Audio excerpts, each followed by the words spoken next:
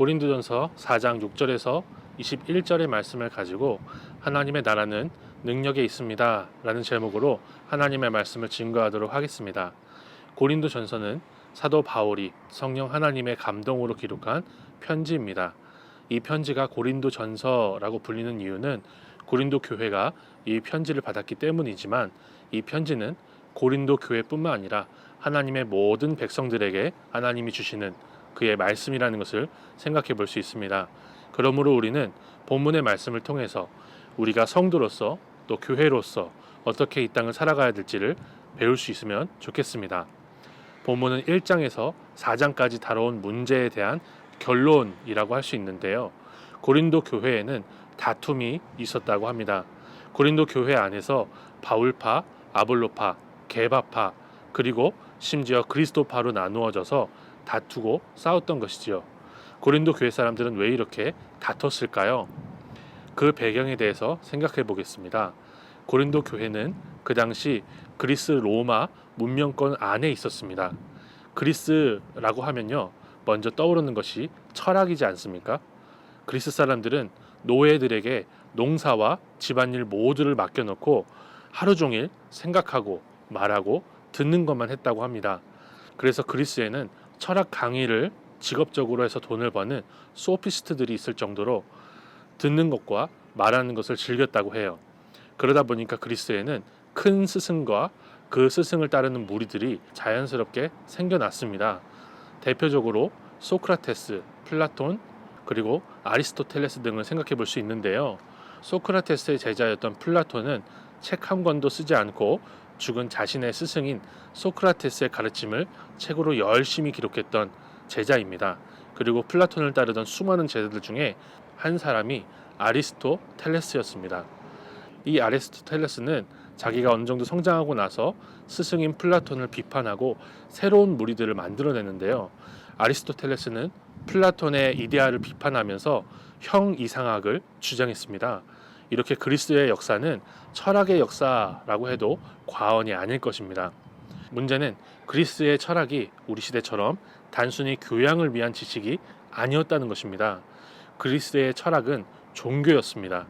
올림푸스 신들을 믿을 것인지 아니면 이데아나 형이상학을 믿을 것인지 선택하고 결정해야 했던 것입니다. 그리스의 철학이 종교였다는 것을 극단적으로 보여주는 예가 하나 있는데요. 바로 피타고라스입니다. 평균율을 정리해서 음악과 수학이 발전할 수 있게 도와준 사람이 피타고라스인데, 피타고라스는요, 자신의 계산이 틀렸다고 주장했던 한 사람을 자신의 추종자들을 데리고 가서 죽이기까지 했다고 합니다. 이렇게 그리스의 철학은 큰 스승을 중심으로 한 종교 집단이었다라고 볼 수가 있는데요. 물론 사도 바울이 복음을 전하는 시대는 그리스 시대는 아니었습니다. 하지만 알렉산더 대왕이 넓은 땅을 정복하면서 그리스의 문화와 이 종교가 멀리 퍼졌고, 후에 등장했던 로마 제국이 그리스의 넓은 영토를 다 정복하면서 그리스의 거의 모든 문화를 흡수해버렸습니다. 심지어 로마는 그리스어까지 받아들이게 되는데요. 그래서 예수님 시대에 유대 땅을 로마 제국이 정복했지만 거기에서 평상시에 쓰는 말이 로마의 공식 언어인 라틴어가 아니라 헬라어, 그리스어였다는 것을 생각해 볼 수가 있는 것입니다. 사도 바울도 이 편지를 쓰면서 라틴어로 쓴 것이 아니라 헬라어로 쓰지 않습니까? 로마 제국이 다스리는 고린도 지역도 그리스의 영향을 많이 받았다는 것을 볼 수가 있는 거예요. 이러한 그리스 문화를 고스란히 가지고 있었던 고린도 지역에 사도 바울이 복음을 전했고 교회가 세워진 것입니다. 그러나 사도 바울이 다른 지역에 복음을 전하러 고린도 교회를 떠난 후에 이 교회는 그리스 로마의 종교와 사상을 따르는 세상의 물살에 휩쓸려 버렸습니다. 그래서 예수님을 그리스 로마식으로 믿기 시작한 것이죠. 마치 아리스토텔레스가 플라톤의 이데아를 비판하고 형이상학을 가리켰던 것처럼 고린도 교회는 교회의 유명한 사람들을 중심으로 무리를 따로 지어서 서로 싸우기 시작했던 것입니다. 고린도에 처음 복음을 전한 바울과 구약 성경을 잘 가르치는 아볼로, 그리고 예수님의 수제자 베드로의 아람어 이름인 게바, 심지어 예수 그리스도에 이르기까지 각양각색의 파로 나누어서 자기가 생각하는 큰 스승을 따라서 무리가 나뉘어지고 다툰 것입니다. 그래서 사도 바울은 고린도 교회가 그리스 로마식으로 생각한 오해를 차근차근 풀어줍니다. 바울은 자신을 씨 뿌리는 사람으로, 아볼로를 물 주는 사람으로 비교하며 자신들이 그리스 로마가 말하는 큰 스승들이 아니라 하나님의 종들일 뿐이라고 가르친 것입니다. 다시 말해서 복음은 사람이 만들어낸 더 좋은 생각을 따르는 것이 아니라 하나님이 주신 진리를 믿는 것이라고 가르치는 것입니다. 본문 6절인데요. 형제들아, 내가 너희를 위하여 이 일에 나와 아볼로를 들어서 본을 보였으니 이는 너희로 하여금 기록된 말씀 밖으로 넘어가지 말라 한 것을 우리에게서 배워 서로 대적하여 교만한 마음을 가지지 말게 하려 함이라. 그렇습니다. 예수를 믿는 것은 기록된 하나님의 말씀을 믿는 것입니다. 성경을 가르치는 교사도 교회의 지도자도 말씀을 따라 가르치고 교회를 다스리는 것이지 자기가 생각할 때 더 좋아 보이는 가르침을 가르치거나 더 좋아 보이는 생각을 따르는 것이 전혀 아닙니다. 큰 스승은 없고 오직 주의 말씀 안에 우리 모두가 있을 뿐인 거죠. 그러므로 예수를 바르게 믿는 것은 말씀 밖으로 넘어가지 않는 것입니다. 예수를 믿는 것은 좀 더 나아 보이는 사람을 따르는 것이 아니라 말씀을 주신 하나님을 믿는 것이라고 우리에게 분명히 말하는 것입니다. 본문 7절인데요. 누가 너를 남달리 구별하였느냐? 내게 있는 것 중에 받지 아니한 것이 무엇이냐? 내가 받았은즉 어찌하여 받지 아니한 것 같이 자랑하느냐? 이제 사도 바울은 8절부터 13절에서 하나님의 말씀을 따라 사는 자신들과 고린도 교회를 비교하기 시작하는데요. 이렇게 비교할 때 고린도 교회는 스스로 왕노릇을 하고 스스로 지혜롭고 스스로 강하며 스스로 존귀합니다. 그 당시 그리스 로마 사상을 따르던 큰 스승들의 행태와 전혀 다를 것이 없다는 것이죠. 하나님의 말씀 앞에서 자신을 낮추지 않고 오히려 스스로 스승들이 되려고 한다는 것이죠. 이러한 교회에게 사도 바울은 이렇게 호소합니다. 본문 14, 15절입니다. 내가 너희를 부끄럽게 하려고 이것을 쓰는 것이 아니라 오직 너희를 내 사랑하는 자녀같이 권하려 하는 것이라.